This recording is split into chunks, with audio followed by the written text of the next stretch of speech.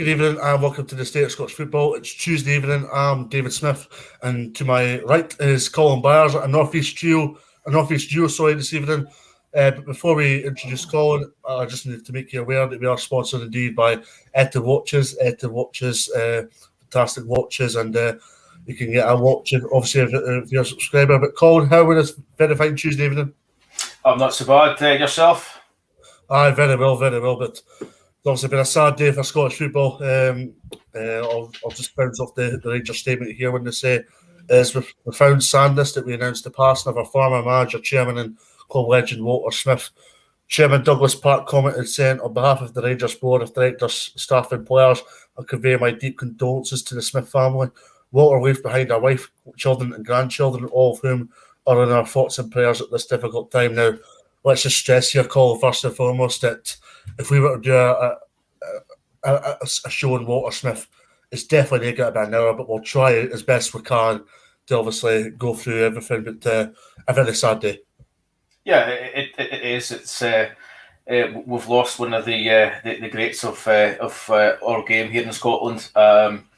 If you think of some of the names that we've had in the last 25, 30 years, Walter's name is certainly one that would be bandied about quite a bit, and quite rightly is named in quite high regard as well amongst some of the greats of Scottish management. And it's a sad day, sad loss, and still I think very, very raw for a lot of people. And you've seen by the amount of statements that's come out from individual past players, current players, and clubs up and down the country as well. Just shows you how much he meant to a lot of people.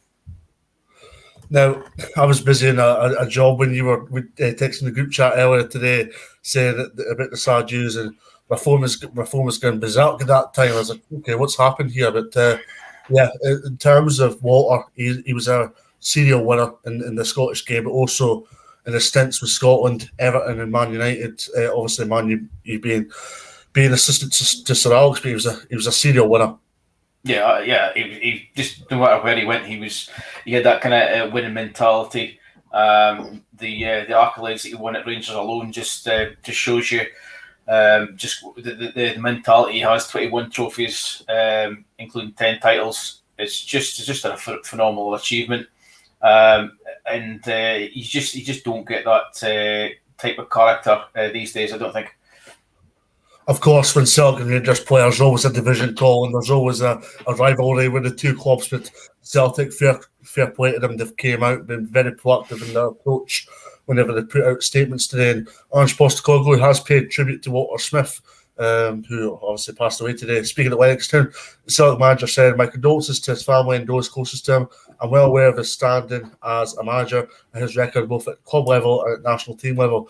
More importantly, we see the measure of the man and the people who are giving their tributes today." I just heard Ali McCoist, who eloquently put it that he was just a great man and a sad loss for Scottish football. And first and foremost, calling it a very good statement there from Ange. Yeah, there's so many statements coming out. Difficult for us to kind of keep up. I haven't got through them all yet, but yeah, a lot of them have been well put, well thought out, very respectful, very positive of the man. Despite, even though the rivalries from other sections, not just Celtic, obviously, Aberdeen put out a good statement as well earlier on today. But we shouldn't forget as well, Dun United, a team he played for as well as assistant manager as well, put out a really good heartfelt statement as well. So yeah, as I said earlier, he's a kind of guy that everybody has a large respect for, and as I said, it will be a huge loss for everybody. Obviously, Ali McCoist was on TalkSport today, and I thought he gave a very good statement and very good message on the passing of Walter Smith. And he was like a second father to Ali McCoist. Yeah, I think Walter came on the go at the right time for Ali. It just sort of he kept Ali's career going right up, because he could have. His career at Rangers could have ended a little earlier, but I think under Walter's tuition, under his guidance. I think he's managed to keep himself on the straight and narrow, and he's ended up lasting at Rangers a lot longer than what maybe a lot of people maybe have thought. But it's I don't know. I mean, you just think of that connection, Walter Smith and Alan McCoist, especially when Walter came back the second time. Obviously, Ali was his assistant or one of his coaches there. They are a partnership, and Ali's obviously going to feel it more than most, I would say. Although obviously than Walter's close family, but as he said, it's like lose. It is a second father to him, and that'll be a big loss to him. And we know how big a character Ali is, how big a jovial, happy kind of person he is, and that what he was saying earlier on was really heartfelt, really emotional, and I think you'd have to be made of stone not to kind of have a wee tear in your eye if you didn't if you were listening to that. Yeah. And I was listening to Rangers TV this afternoon, and Steven Gerrard, a big game for Rangers tomorrow night against Aberdeen, but first and foremost the priority was on the passing, and I thought Steven came across really well in his interview despite the circumstances.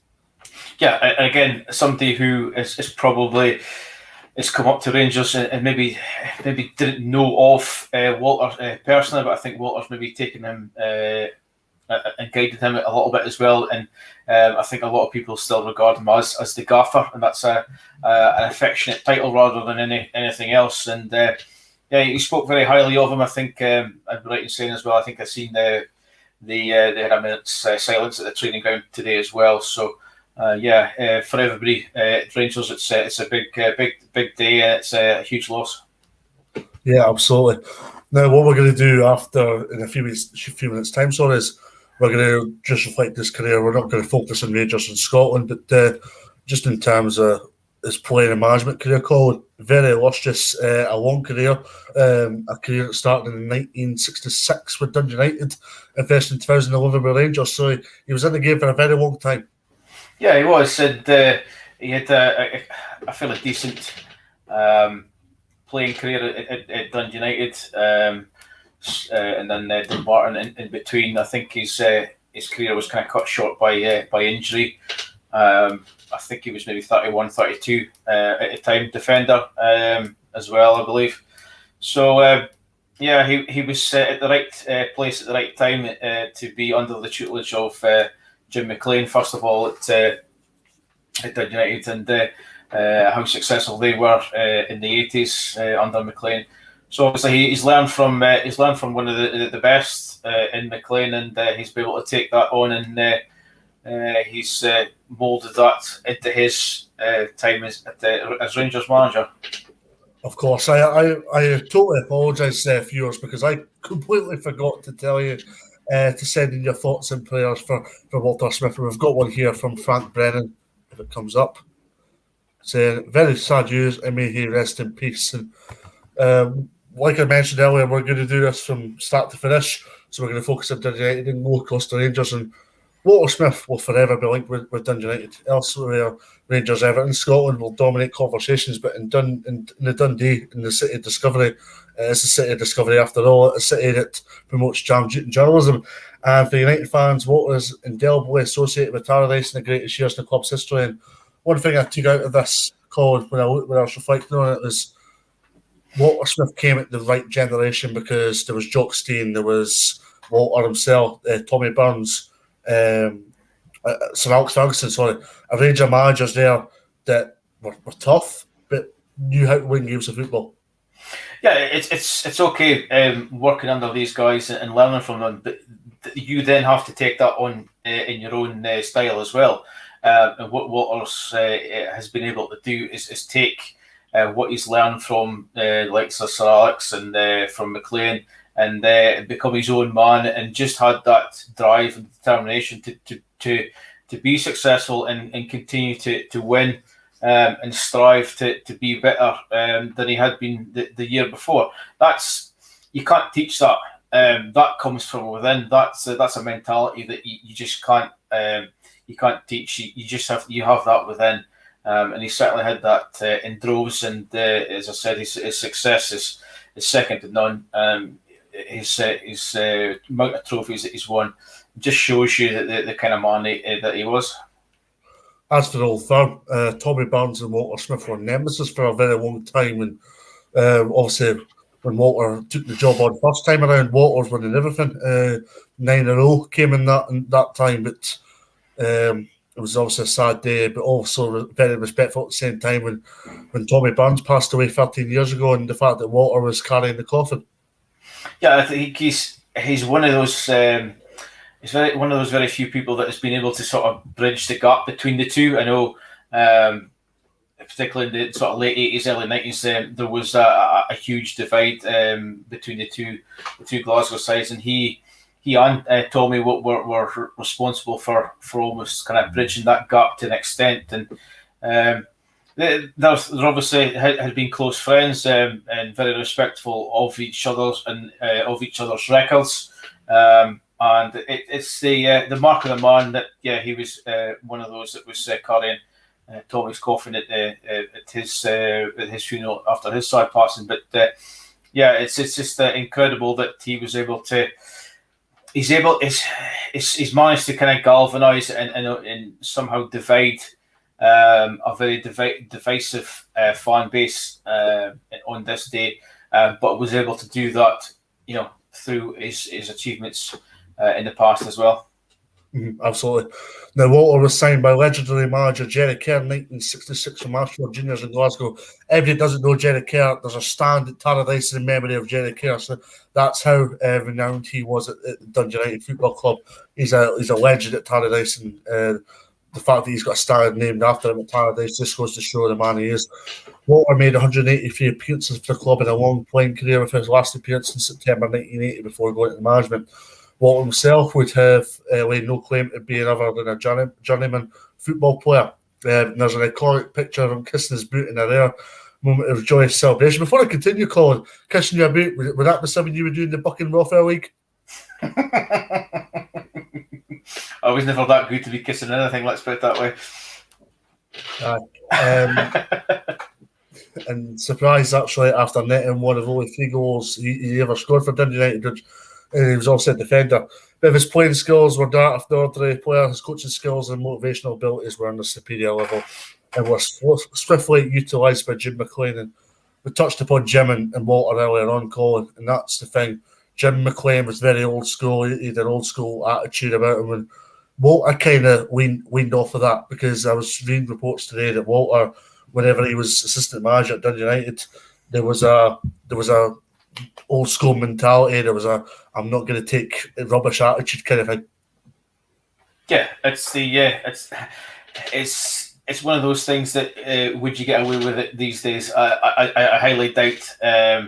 We could discuss the softness of the modern day player and things like that. But yeah, I think he's the last of that kind of generation where he called a spade, and I think the players probably respected him for that as well.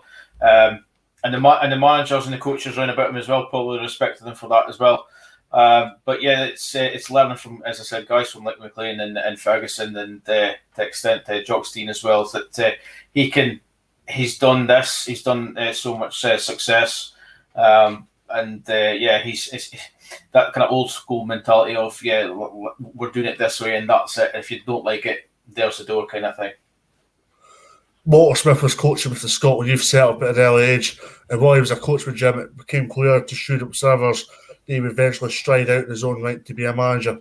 Whilst he was a player and coach at United, many of a certain age in the Tayside area who did day release in the various building and other trades at Kingsway Technical College in Dundee will recall games of head tennis and five-side football with Walter. By the way, this isn't my words, this is Jim Spencer of the Curious words, just to clarify. I thought it was a very poignant piece in the paper today. There's a firm connection with the city and its college through Ian Campbell, who was part of the United coaching staff in the glory years, and as well as being head of Department P, striker Kenny Cameron teaching there too. Walter and some other United players of that era regularly participated in the lunchtime football sessions and took the occasional PE class. Indeed, during his days as Jim McLean's right-hand man, there was regular hotly contested five-side challenges between Walter, Jim and their coaches, and also Sir Alex Ferguson. Walter's coaching skills and eye for detail became invaluable, and they complemented Jim's forensic football mind perfectly. And before I continued, Colin, Jim and Walter probably had a similar style of play. Yeah, it's all about winning, and that's it. You want to win, but you surround yourself with winners as well, and that's what they've done throughout their respective careers, and it's moulding these guys to become winners and go on to do things in their careers as well, their individual careers as well that these guys have learned from, and they take that further. Now, Scottish sides doing well in Europe is an unknown quantity now, Colin. You know that, right? And together they forged a really good partnership, and Walter Smith alongside Jim McLean they played an integral part of great European occasions, and could we see looking nonplussed as Roma players vented their anger at he and Jim McLean on the pitch after Dundee United's 1984 defeat in the European Cup semi-final. Of course, Roma went on to the final that year before getting Liverpool in the final. And it's actually funny because I'll cover a lot of Dundee and Dundee United, and I noticed a Roma sign. I thought, what? A Roma sign in Tannadice Street? I thought, absolutely nothing of it, which is showing my age, right? But then I was thinking about it, and it was till last week, right? Something clicked, and it was obviously Roma got humped in Norway, and it was like, okay, fair enough, I understand now. It was also this huge rivalry between Dundee United and Roma in the 1980s. But there's a great video clip of Walter, another great Dundee United man, and Archie Knox, who played for Dundee United in the 1974 Scottish Cup final when they were manager at Rangers. And obviously, we're going to go into that Chick Young incident. That's called calling it a journalist, is it? Yeah. I think we've all seen it. We've probably seen it a few times, not just today, but we've probably seen it a few times since social media has gone on and go. But yeah, I think that clip alone just sums up Walter as a whole. He's no nonsense. He won't take any nonsense from anybody. Quite a dry sense of humour, sharp-witted as well, I think, as well. And he'll, as I said earlier, he just calls a spade, and when he also wasn't happy with Chick's line of question, which, looking back on it now, is probably a strange line of questioning, trying to suggest that Brian Laudrup couldn't play in Europe. Anybody that saw Brian Laudrup at speak at Rangers would probably question that line of question as well. But yeah, I think that just kind of sums him up, and it wasn't. But he wasn't being nasty about it either, as well. No. I mean, he could have easily been quite disrespectful and taken a hump with it. But he was very good, very witted, and obviously got Archie Knox involved with it as well. Now, obviously, there's games taking place tomorrow night. So when this news broke out, a lot of clubs would have been away doing their press conferences probably shortly afterwards. And Scott Brown was on the press today, previewing Rangers Aberdeen tomorrow, and Walter Smith's advice to a young Scott Brown was, "Wee man, go on and cause carnage." And Walter was renowned for playing experienced players, but he also had a trust in young players if they were capable and good enough as well. Yeah, that's again, that's down to his man management skills and his ability to get the best out of some very good young players, as well as keeping players like, as I said, like Sir Alan McCoist going for a long period of time, and that again, I kind of repeat myself a little bit, but you can't teach that. What he has, his abilities to get the best out of people and players is something that we haven't seen very often in the Scottish game recently. Of course, I have to mention Walter's playing career. He played for Dallas Tornado on loan, and he played for DeBarton for 2 years. But we're on to the management side of things now, and we're going to switch over to 1991. And I wasn't even born then, by the way, just to clarify. But no, sorry, we'll go back to 1986 because Graham Souness was appointed player manager of Rangers, and Smith accepted his offer to become assistant. He helped Souness get Rangers at Premier Division, the League Cup glory in 86-87, 87-88, another League Cup that was. And they won the Premier Division League Cup again in 98, 89, and another league title in 1989, 1990, and another League Cup in 1991 until Smith took over. And you can already tell that Walter was ready for that transition from assistant to manager, working alongside a good manager, Graham Souness. Yeah, well, if you're showing your age, I'm going to be showing my age as well by saying I remember when Walter Smith was manager the first time at Rangers, and in fact I'm old enough to remember Graham Souness being manager, so it ages me a little bit. But I think it was the ideal scenario for him and for Rangers at the time. Once Souness had left to go to Liverpool, it might have actually been.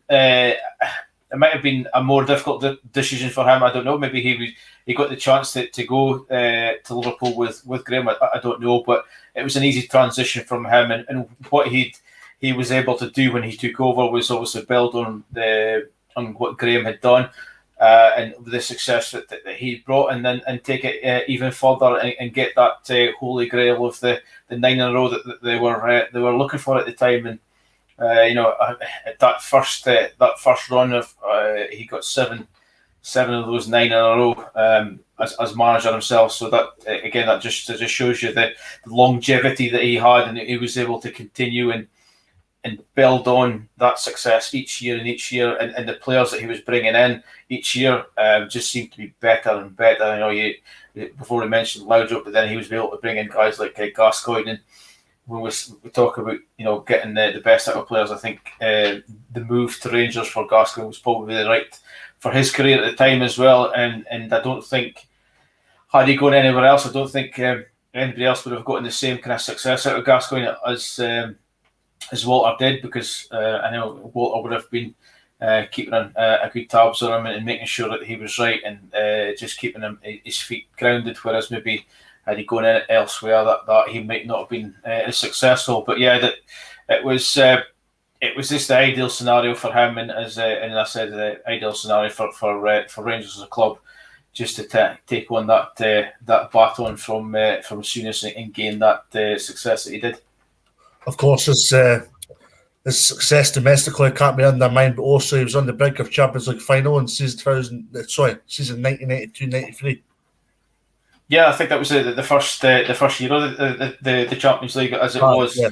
I think it was just the two groups at that time, which kind of shows you how far that competition has come along. But yeah, that it was. I remember, watching those games, big European games. I think that was the season as well that they played Leeds over 2 legs in the old Battle of Britain, as it was then. It was so close to being so successful, but ultimately in the end, just being so far as well. But yeah, it was. I think that was a kind of the start of the success that they would have ultimately have in years to come through European competitions. Yeah, we're going to go back at Dundee United very briefly. Greg Stevenson's in here saying only bet refereeing stopped McLean and Smith taking Dundee United to a European Cup final. I'll be honest, we'll go back on to Rangers in a minute. I think if Dundee United had reached the final, even if they won it, phenomenal. But even if they got to that final, it'd have been a whole different climax for Scottish football. Aberdeen did Scottish football proud in 1983, but the European Cup final is a different kettle of fish. Yeah, that's the pinnacle. I think it's the pinnacle now, and I think it was a pinnacle back then as well. And I think it's a slightly different competition, obviously back then as well, where it was just obviously the winners of each respective league it went through. So you were the best of the best, if you like. And it was a phenomenal run for them to get to that far. And I think a Liverpool and the United final might have been a tasty one, and one that we'd probably still be talking about to this day. Of course, the success that Walter Smith generated at Rangers was achieved at a cost, as Smith spent over £50 million in transfer fees in his 6 years in charge, more than any other club in Great Britain over the same period. And I think if you were to spend that money in Scottish football now, there would be rumours first and foremost, but also major word about potential administration and potential liquidation for clubs, because clubs just don't have that money anymore, or they don't seem to generate that type of income anymore.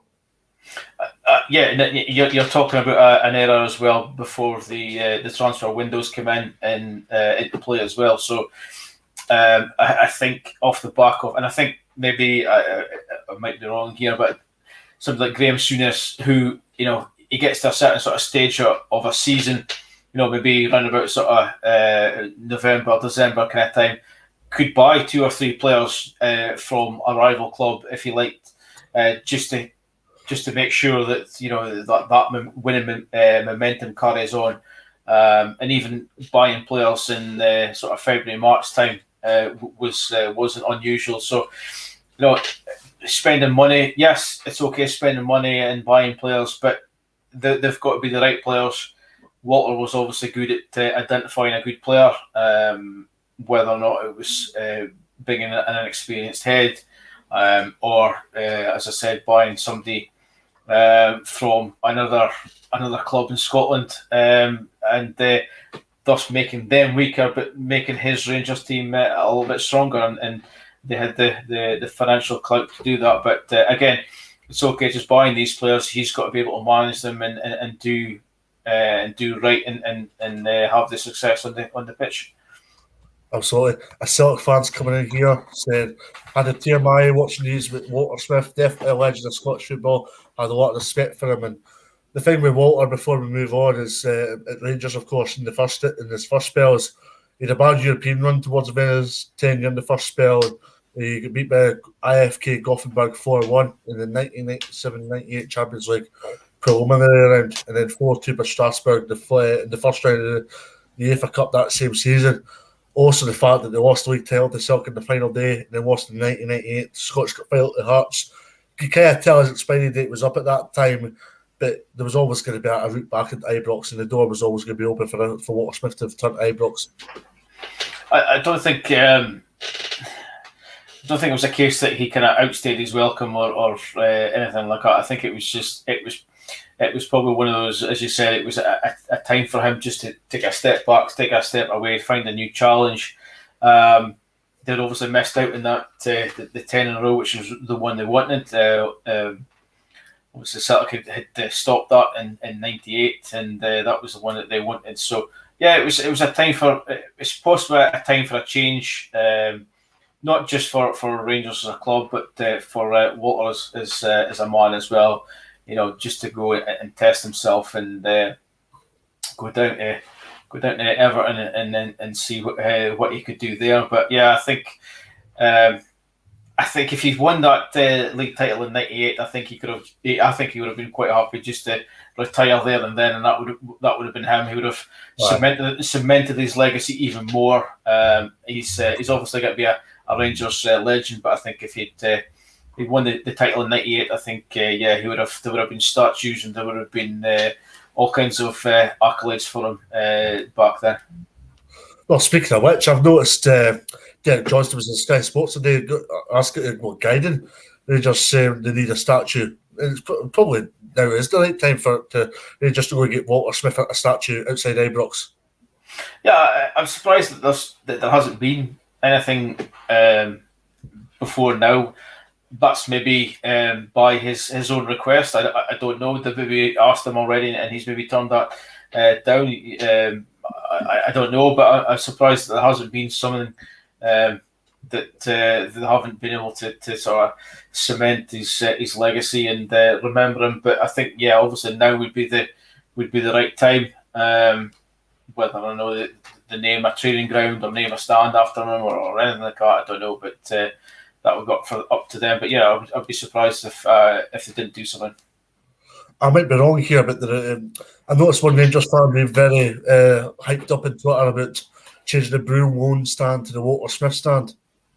Yeah, I think that's something that would be easily done, and I think a lot of people would want that. If you look at Old Trafford, they've obviously named a stand after Sir Alex there. So yeah, it's because it's at Ibrox as well, and because it's where he's had the vast majority of his success. I think having the Walter Smith stand or whatever they're going to call it, I think that would be the ideal the place to have it. after success in his native Scotland, Walter Smith considered retiring in 1998, which, well, he was born in 1947, so he'd have only been 51 years old, and you figure retiring at 51 years old is never going to happen unless you've got plenty of money. And you're very seldom see anybody retire at 51 year old nowadays. But initially, Smith had been linked with the Sheffield Wednesday job, but he took the Everton job a month after retiring. And the Everton job was okay, but he was given false promises by the Everton chairman of massive transfer funds and unlimited ambition. I mean, as much as things were good, and they signed players such as John Collins, Olivier Dacourt, Dol Hutchison, Marco Materazzi, Nick Barmby, Francis Jeffers, and Michael Ball. There's also the other side to this to suggest that English football maybe just wasn't for him. I think it was the wrong club, and I know that's easy to say in retrospect, but I think had he gone to another club, I think he maybe would have had a little bit more success. Everton, I think at the time, were going through a transition period in terms of what was going on in the background, and as you said earlier, about made false promises. I don't think the money was ever there for him to build a successful team. He did okay. He did reasonably well.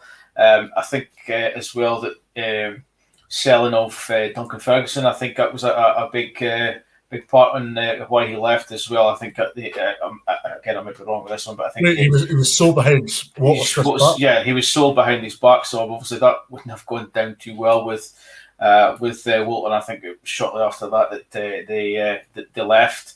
So yeah, I think for him to having gone down there, I think it was just it was the wrong club at the wrong time, and I think he would have wanted to then try and have that out the back of his mind and not end his career on that sort of bad note. And obviously that door to Rangers was always going to be open, but obviously he had the success at Scotland first. Yeah, absolutely. Plenty of comments coming in here. Joe Porter comes in here saying what he achieved for both Scotland and Rangers was immense. Definitely a Scottish football legend. Rest in peace. And we also have Gordon Baxter here saying Everton had no money. It was a miracle he kept them up. Would you agree with that? Because one thing I've noticed from here is Everton finished in the bottom half of the table for 3 consecutive seasons. Walter was in charge. Yeah, but it was all about just keeping them in at that time. And as Gordon says, they just had no money. He was made these kind of promises that there was going to be loads of money, but it was never there. But I think he had a reasonable kind of success, not obviously to the extent that he had at Rangers, but yeah, I think that's. I think you might class that as the one sort of blip on his CV, or what is a very impressive CV, I should say. Aye. A short stint, in 2004, where Walter worked with Sir Alex Ferguson. It was basically two legends working with each other. Yeah, and two friends working with each other as well. They'd obviously worked together for Scotland in the international setup. I think for the '86 World Cup when Sir Alex Ferguson was there. I think he was there as one of his coaches or as one of his assistants as well. So obviously they've known each other for a long time. Again, I think it was just the right time for him to move into that job. Still learn from one of the masters in Sir Alex, but I think as well that even if it was a short spell, a short stint there, I think he's left a lasting memory on some of the players that was there at the time. I know I think Darren Fletcher talks very highly of him when he was there.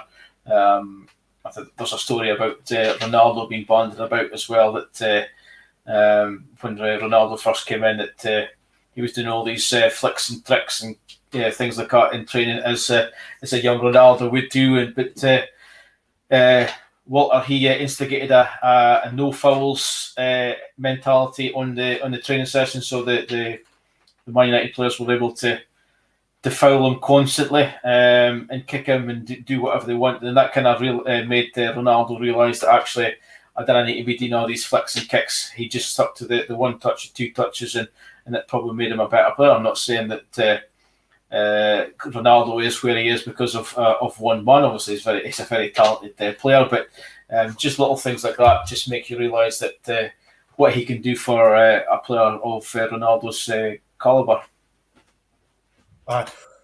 There was I think you alluded to an article that was in the Mirror today, because Darren Fletcher, when asked who had the biggest impact on Ronaldo's quick change development that season, Fletcher responded by saying Walter Smith, when he joined as assistant with Ronaldo. He could always see his talent and ability. It was obvious, and that is why the club had signed him based on that pre-season game when he tore us apart playing for Sporting Lisbon. And the thing with Walter is it was tough, but as you alluded to at the top of the show, you knew when a player was. You knew a player when you see one. Yeah, and as I said earlier, he's one of those. He's one of those kind of last of a generation where they seem to get the best out of them with that old school mentality. There's too much of this. I think, putting arms around people's shoulders and trying to almost wrap them in cotton wool just to try and help them through things. And I think sometimes you need to do that, but for somebody like Ronaldo, that probably was the right thing for him. A bit of hard graft, a bit of no nonsense talking to, and no nonsense coaching as well has probably helped him immensely in his career. Absolutely. After Man United, Walter Smith went to Scotland, appointed on the 2nd of December 2004, succeeded Bertie Vogts. And when you look at Bertie Vogts' tenure at Scotland, it was about tidying the pieces up a little bit. It was just an absolute nightmare. We'd gone through the successful periods under Roxburgh and Craig Brown, and it was we were convincingly qualifying for tournaments on a regular basis. I know we missed out on Euro 2000 because of the playoffs. I think that was the last time that was the last campaign for Craig Brown. But I think the experiment, shall we say, of bringing in a foreign coach really didn't work. Vogts was just giving caps to everybody here, there, and everywhere. I think I got a cap at one point as well. He was giving them that readily. But yeah, it was. We needed somebody to come in and really try and lift the nation again, and try and galvanise everybody, try and get everybody behind the national team again. And Walter was the man that did that, and he had I'd argue probably a shorter spell than what we would have liked to have had, but it was a fairly successful one given what we'd gone through under Vogts. Walter's time to start with Scotland was really good. It was a revival of fortunes under Walter, and included a home draw with Italy and then away win against Norway. The hopes of reaching the 2006 World Cup in Germany were ended with a 1-0 defeat at home against Belarus. But it was a safe progression, because if you drew against Italy after the tenure, after the Bertie Vogts tenure, you were putting your hand off for that. Yeah, it was almost like almost something like it switched a light on again, and it was such a change in the mentality and change in the way we played. He got that passion back. He got that drive back. He got that willingness to almost die for your country kind of thing as well. So yeah, it was a great start, and as bad as what the Vogts era was, Walters was the exact opposite, and was a great one, if not too short. Scotland's world ranking improved by 70 places during his tenure. Scotland recorded a famous victory against the World Cup runners-up France in a UEFA Euro 2008 qualification match at Hampden. Gary Caldwell, a very special day. It was one of those magic moments that you haven't gone through the Vogts kind of era. You thought we're never going to get to compete against these kind of teams again, and it was such a wondrous night that night. Caldwell, the most unlikely of scorers, getting that victory. But again, it's okay getting that goal. It's how you then manage the rest of that game. I can't remember what time he actually scored that, but I think there was a large period of the second half where it was almost backs to goal, backs to the wall, I should say, for Scotland. And he had everybody organised. He had everybody knowing exactly what they needed to do. And the players of the calibers like Vieira and Zidane and things like that, just didn't have a sniff at goal. And you had players like a young Craig Gordon. I know we're still talking about Craig Gordon as a Scotland number one, but I think he was in goal that day as well. And it just shows you just how far we'd come with that victory. Aye, absolutely. And also, one more thing about this is the France team that night in question. There have been Thierry Henry, Vieira, there have been Landry, fantastic goalkeeper, there have been Trezeguet. A lot of players that would look, well, they would look out of place fitness-wise nowadays, but if you look at it 15 years ago, you'd have more look at these saying they're world-class players. Yeah, they'd won, obviously, they won the World Cup, they'd won the European Championship, so very, very good team. I think, as you mentioned, some of the names there, world-class players, and we managed to beat them and not give them a sniff either. So yeah, it was one of those, as I said, that we just didn't see coming. We just didn't feel as though it was going to happen. But my word, we certainly enjoyed it. And of course, we all loved the fact that Rangers Football Club back in 2006, 2007 were going for a rather good period with Paul Le Guen as manager. But it was rather unfortunate that the Rangers board seen sense at that time and decided to get Walter Smith back. Obviously, press outlets reported in January 2007 that Rangers had spoken to Walter with a view to him managing Rangers again with Ali McCoy's as assistant manager. And the SFA initially rebuffed Rangers' approach for Walter, but his return as Rangers manager was announced on 10th of January 2007. And that season in question, St Johnstone, who were in the Championship at that time, which was the first division then, they knocked Rangers out the League Cup and they fell 17 points behind Celtic. And the only member of coaching staff at that time was Ian Durrant, but it was basically a retirement party for Walter Smith in the end. It was as a Rangers fan, I think you would have loved that appointment. You would have loved to have gotten Walter back. They were so bad under Le Guen. It was laughable. And I think, as you said, they got knocked out by St Johnstone, who were second tier at the time. I think that was Le Guen's last game in charge, and they really needed somebody to get them back to winning ways again. And what Walter did for Scotland after that Vokes era was he did the same at Rangers. He instantly sort of got everybody singing off the same hymn sheet again.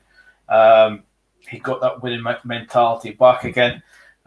So yeah, if you're a Rangers fan, you would have been absolutely loving that appointment. But as a Scotland fan, it was a tough one to take because, as I said, we were doing well. I think we would have. I think we would have been close to getting to a tournament under Walter, but it wasn't to be. And it was a tough one to take, as I said, as a Scotland fan. But if you're a Rangers fan, you'd have loved to have had the Gaffer back again. And the thing with Walter is he reached the UEFA Cup final, which was an extraordinary achievement considering how Scottish clubs fare in Europe nowadays. Yeah, and just how bad they were the year before, because as I said, under Le Guen they were really poor. But within a year, he's got them to a UEFA Cup final in Manchester, and it was. Again, much like the Champions League semi-final, it was perhaps just a step too far for him. Nonetheless, it's still a very very memorable part of Rangers' history, and it's something that I don't think either Rangers or Celtic or any other Scottish team at the moment looks as though they're going to get anywhere near again. So we could be waiting a while before we see a Scottish team in a final again. Absolutely. And it was actually funny because after that UEFA Cup final, you'll remember the FBK Kaunas game, will you? No, remind me. 2008-2009, second qualifying round of the Champions League. Rangers drew 0-0 at Ibrox against the Lithuanians and then lost the return leg 2-1. The loss against Kaunas meant Rangers made an early exit from European competition, but that season in question, they went on to win the SPL title. Yeah, that probably they would have gotten a reaction from Walter and his team, his background team. They obviously wouldn't have been too happy about that. Whether or not that was the catalyst to then go on and win the title that season, I don't know. But they certainly wouldn't have been very happy with that. And I think a few words might have been said that night. Although that season in question, when they reached the UEFA Cup final, they played 68 games that season, which was a lot, but also it was a question of Rangers' mentality when you look at it, when you reflect on it, because there was a lot of games in there, but also you'd like to have thought that there'd been enough mentality and enough leadership in that Rangers camp to win more trophies that season. Yeah, and to be able to manage the expectations and to manage the players as well, and was that the season as well, but they had to end up playing like 4 games in a week or something because the SPL wouldn't move one of the games or before the final. So yeah, it was a crazy season for them in terms of the amount of games that were playing. Obviously, didn't get any support from the SPL, as I said, but it would have been mental just trying to play all those games and keeping everybody fit and keeping that appetite going. And the thing about Walter is he won the league at Rugby Park, Tannadice and Easter Road, and which shows that as much as Rangers were very good at home, they definitely had a mentality to go win league titles away from home as well. Yeah, and I think ironically that they won the title 2 or 3 times at Tannadice as well, which is his old team, and I think we're winning 9 in a row. They won it at Tannadice as well. But yeah, I think it's that characteristic, that mentality of it's do or die at the very end, and a lot of these, a few of these titles were won on the last day. We've heard of helicopter Sundays and things like that quite a few times in that years. But he just has this knack, this winning mentality, this to be able to, when it comes to the nitty gritty, just be able to pull something out of the bag and get these wins that they need to get over the line. I thought his last league title as a manager. Sorry, I was feeling my sock's a bit funny there, so apologies for that, viewers. But I was just feeling a very dodgy sock there. But the last league title I thought was the most special out of the lot of them because it was on the final day against Kilmarnock, and a good 5-1 win. And Rangers went 2 or 3-0 up early doors in that game, which settled them down big time. I think that was that kind of almost summed up his entire manager career at Rangers. It was a case of just not letting it slip and being really, really ruthless when it needed to be, and not letting it to slip them by. And it was probably one of his best. And to get to 10 individually is a phenomenal achievement, and it's probably one that he'd savoured just as much as he did the first one. Now, of course, if you're a manager and a very successful manager, Colin, you just want to relax, have a beer, and just sit on the sofa, don't you? But it was anything but that. After he left management, obviously we had the unfortunately, used from a Rangers' point of view, that they entered administration in February 2012, and the attempt to take the club out of administration was by means of creditors. Voluntary agreement was rejected by HMRC, the largest creditor, putting the public liquidation in June 2012. The administrator, Duffin Phelps, sold the assets of Rangers to a consortium led by Charles Green. Smith said that he was leading a consortium offering a deal to buy the assets from Green, but this offer was withdrawn days later. I don't want to go into the full complexity of this, but the fact that he was a chairman alongside a manager or a coach just spoke volumes about football knowledge. And I'm led to believe he had a committee role at Dundee United as well back in the 1980s when he'd have only been about, 40? Mm-hmm. Yeah, and that's kind of the mark of how where he doesn't want to just sort of sit and sit on his laurels and talk himself up. He's willing to do the dirty side of the game, i.e., the stuff behind the scenes. You talk about the committee at Dundee United, chairman at Rangers, and things like that. So these aren't cushy numbers, that they're difficult jobs. But he probably took it on full-heartedly, like he did throughout his career. I was having this discussion with Paul John Dix before we came on, and before you came on, actually, Colin. And it's actually funny because the game's went soft now, and Walter especially wouldn't handle this. No, as I said earlier, I think he's one of the last of that kind of generation where you can say what you like without, dare I say, offending anybody as such. So it's a sad kind of it's a sad state of affairs. That's where we're at. We're too worried about too much.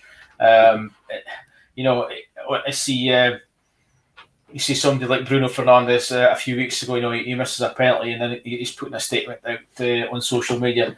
That kind of stuff just wouldn't fly with somebody like Walter. I mean, he probably would have gotten a right good earful for doing something like that. It's all too nice these days, and I'm not saying that Walter wasn't a nice guy.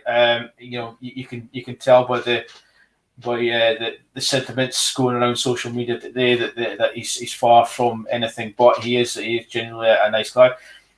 Never met him personally, so I don't know that there are people out there that are much better qualified to tell you what he is on a personal level. But you get that impression that he would be a nice guy, and he probably had a lot of time for a lot of people if you wanted it as well. And here's the thing, right? People look at football management or football players on the football pitch and go, "Well, he's not a nice guy. He's a dirty player. He's probably like that in the public." But it's funny, right? Because you'll see players and managers on the football pitch or in the football periphery, and you look at it and go and say, right, okay, they've got a will to win, and they've also got an arrogance about them, in a good way, of course. But also, there's the other side to this. Whenever you see maybe in the shopping centre, there'll be the world of gold. There'll be the world of gold to you. Yeah, it's almost when you talk about like Sir Alex Ferguson and Walter Smith and guys like that. What they know where they've come from.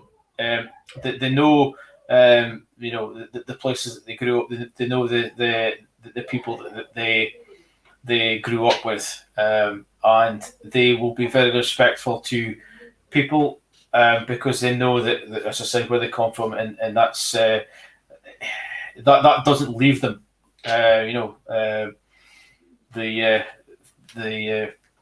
Being nice is all well and good, but there's a sincerity to it as well.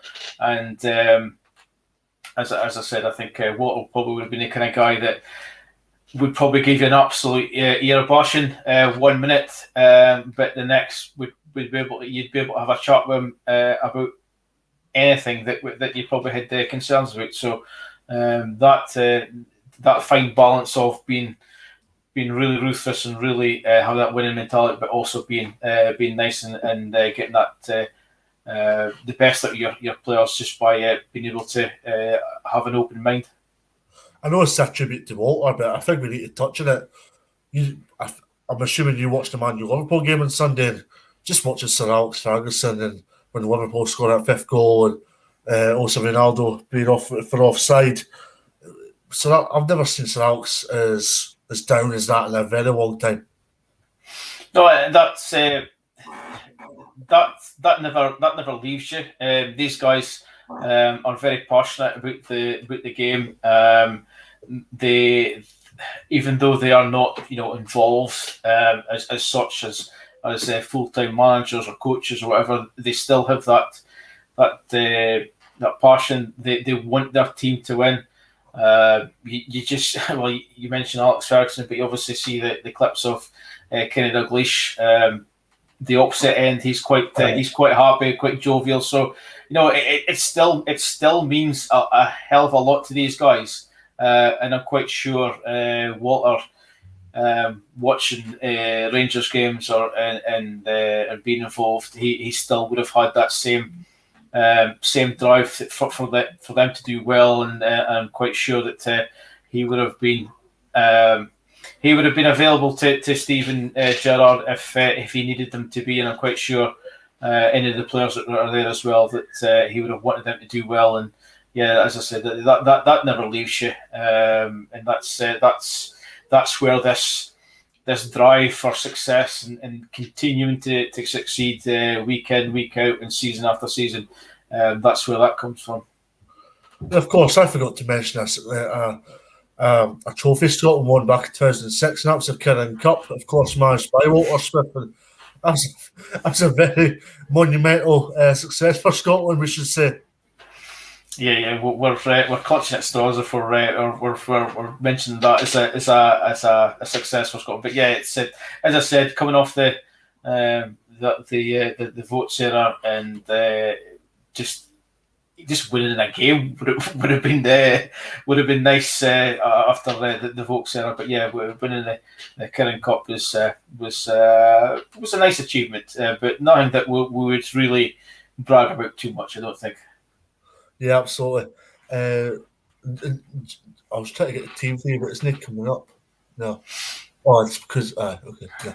Try to get the TV, but sorry, it would take me ages and ages for me to find the TV at night for you just to look over. But yeah, in terms of Walter, as I alluded to at the top of the show, a serial winner. And it's a very sad day for Scottish football. And for Scottish football, we're never going to see, as you like we said, we're never going to see this again. We're never going to see the old school style again.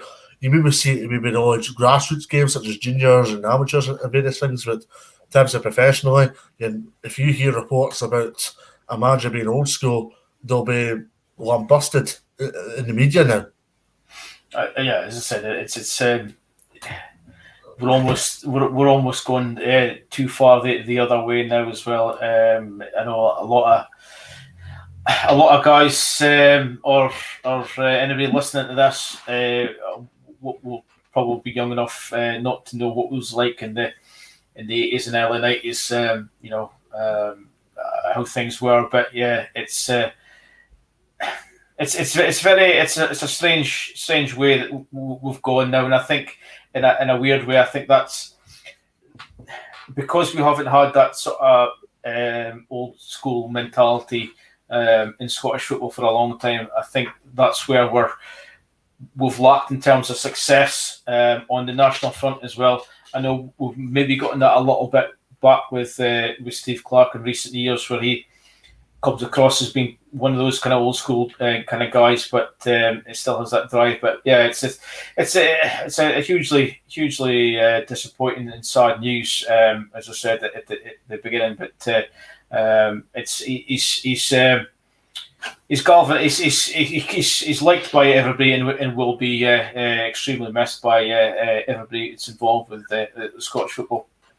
In conclusion, I don't think we've seen a day, apart from maybe Scotland doing well, where Scottish football's been united. Yeah, that's what we were just saying. I think everybody, no matter what part of the divide you are, he's getting everybody together. He's united everybody. Doesn't matter what team you support, where you're from, He's a likable character, a lovable character, and one that will be hugely missed. Absolutely. Now, thank you very much for everybody for tuning in. Obviously, I hope we've covered everything regarding Walter Smith. As I touched upon, serial winner. He's a Scottish football legend, and that's as simple as that. So for myself and Colin Byers, thanks very much for tuning in. And tomorrow night we'll be previewing the Premiership games because we'll have football to speak about tomorrow. But Colin, finally, it would just be fitting for Rangers to go beat Aberdeen tomorrow night now. I think the emotions at Ibrox tomorrow will be extra heightened, and I think it will be fairly easy for Steven Gerrard to give his team talk tomorrow and just ask his team to win it for Walter. Absolutely. So thank you very much, Colin, and we'll see you all again tomorrow.